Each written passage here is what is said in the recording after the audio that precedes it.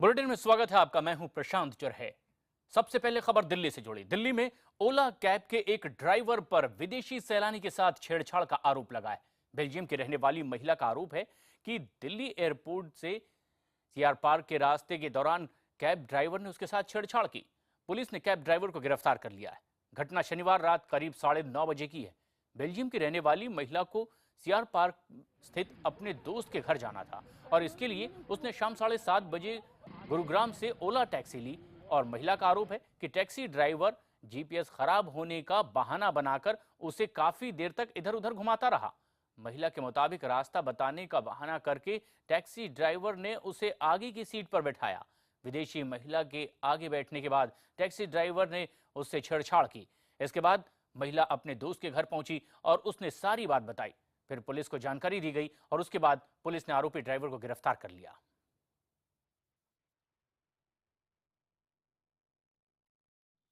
पहले उबर और अब ओला। जी हां, राजधानी दिल्ली में जो बड़ी कैब कंपनियां हैं उसमें महिलाएं कतई सुरक्षित नहीं है। ताजा मामला जो चितरंजन पार्क थाना है वहां से आया है। कल रात एक जो युवती है जो बेल्जियम के रहने वाली बताई जा रही है, उन्होंने कैब बुक करी थी और ये कैब जो थी ओला कंपनी की कैब थी। एचआर नंबर की आप देख सकते हैं जो पुलिस स्टेशन में खड़ी हुई है।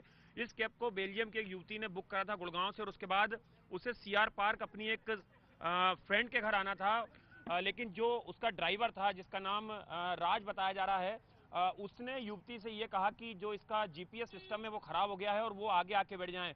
उसके बाद जब युवती आगे की सीट पर आके बैठती है तो अश्लील हरकतें करना शुरू कर देता है जो ड्राइवर होता है और उसके बाद उनके साथ छेड़खानी करता है।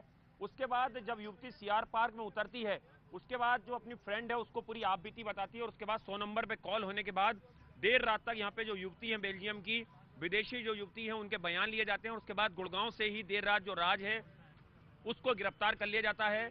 वो अलवर का रहने वाला बताया जा रहा है और इस पूरे मामले में दिल्ली पुलिस ने आईपीसी की धारा 354A और 354C इन दोनों धाराओं के तहत मुकदमा दर्ज कर लिया है। आज इसे कोर्ट में पेश किया जाएगा और किस पूरी जो घटना थी वो किस तरह से हुई थी, ये तमाम जो युवती है उसने बयान अपने दिए हैं सीआर पार्क पुलिस स्टेशन में पुलिस को। उसके बाद जो ओला कैब का जो ड्राइवर है उसको अरेस्ट कर लिया गया है। इस पूरे मामले में ओला ने भी अपनी साख बचाने के लिए जो ड्राइवर था उसको तुरंत नौकरी से हटा दिया है और एक प्रेस रिलीज रात में मीडिया में शेयर करी थी। उसमें कहा गया था कि उससे इस घटना की जैसे ही जानकारी लगी है वैसे ही उसने अपनी साख बचाने के लिए उस ड्राइवर को नौकरी से हटा दिया। लेकिन जिस तरह से राजधानी दिल्ली में लगातार पहले उबर में एक रेप का मामला सामने आया था सनसनीखेज, और उसके बाद जिस तरह से ओला कैब के ड्राइवर ने एक विदेशी महिला के साथ छेड़खानी की है, वो जाहिर तौर पर राजधानी दिल्ली में जो कैब में जो महिलाएं दिन में या रात में सफर करती हैं उनकी सुरक्षा को लेकर एक बहुत बड़ा सवाल है। कैमरा पर्सन दिनेश के साथ आनंद तिवारी, दिल्ली, IVN 7। और इस घटना के बाद कैब सर्विस प्रोवाइडर ओला ने स्टेटमेंट भी जारी किया है और ड्राइवर को नौकरी से निकाले जाने की बात कही है। ओला ने स्टेटमेंट जारी करते हुए कहा है कि आरोपी ड्राइवर को नौकरी से निकाल दिया गया है। हम जांच में पूरा सहयोग देंगे और हर तरह की जानकारी पुलिस को मुहैया कराएंगे। इस तरह के मामलों में हम जीरो टॉलरेंस रखते हैं।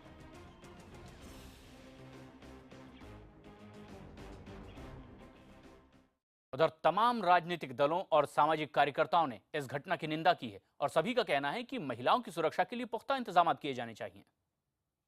दिल्ली में जो महिलाओं की सिक्योरिटी है, चाहे वो मोलेस्टेशन हो, चाहे वो रेप हो, कुछ भी हो, वो बढ़ रहा है और इनके राज्य में, इनके कार्यकाल में और भी ज़्यादा बढ़ा है। मुझे नहीं मालूम कि इनके जो DCW है जिसके बड़े बड़े बयान आ जाते हैं, लेकिन इसके बारे में इन्होंने क्या कुछ कदम उठाए हैं। ओला जैसी टैक्सी हो या उबेर जैसी टैक्सी वाले हों, अगर जो वो ये हरकतें कर सकते हैं तो औरों की कितनी हो रही होंगी वो तो शायद हम लोगों को मालूम भी नहीं है। तो बड़ी चिंता की बात है। इस तरह की जो सर्विसेज है, कैब सर्विसेज हैं, इनको पूरी तरह से गवर्नमेंट को जब तक के सारी वेरिफिकेशन वगैरह ड्राइवर्स की नहीं हो जानी चाहिए, इनको अलाउ नहीं करना चाहिए। तो इस पे गवर्नमेंट को सख्त मेरे ख्याल से रुख अपनाना चाहिए और इस तरह के जो भी कैब सर्विसेज हैं उनको पूरी तरह से अपनी निरीक्षण में रखना चाहिए। जो भी ड्राइवर्स हैं उनका पिछला बैकग्राउंड जो है वो जरूर सबसे बड़ी बात है, चूंकि ओला अपना हाथ झाड़ देती है, ओला जवाबदारी लेने को नहीं तैयार होती, जबकि ओला करीब 20% प्रॉफिट जो है उसका टैक्सीज का ओला लेती है, तो कहीं ना कहीं वाइकेरियस रिस्पॉन्सिबिलिटी ओला की होनी चाहिए कि अगर कोई ड्राइवर इस तरह का करता है तो ओला के ऊपर भी एफआईआर की जानी चाहिए, तभी इस पे चेक लगेगा। क्योंकि जब एक महिला बुक करती है टैक्सी या कोई भी बुक करता है तो वो ओला को करता है, न कि एक टैक्सी ड्राइवर को। ये आज के दिन में आरटीओ पैसा लेके किसी को भी लाइसेंस दे देता है, पुलिस वाले बिना वेरिफिकेशन किए पैसा लेके सर्टिफिकेट दे देते हैं। तो ये आरटीओ और पुलिस का भ्रष्टाचार है जो इस तरह से क्राइम को बढ़ावा दे रहा है। बीबी दिल्ली में जो लड़कियों की ऑटोनॉमी और सिक्योरिटी है उसको लेके बहुत खतरा है बीबी। ऐसे कैसे हो सकता है कि कोई ड्राइवर यूं ही एक औरत के शरीर पे हाथ डाल दे, ये उसकी हिम्मत कैसे आ गई।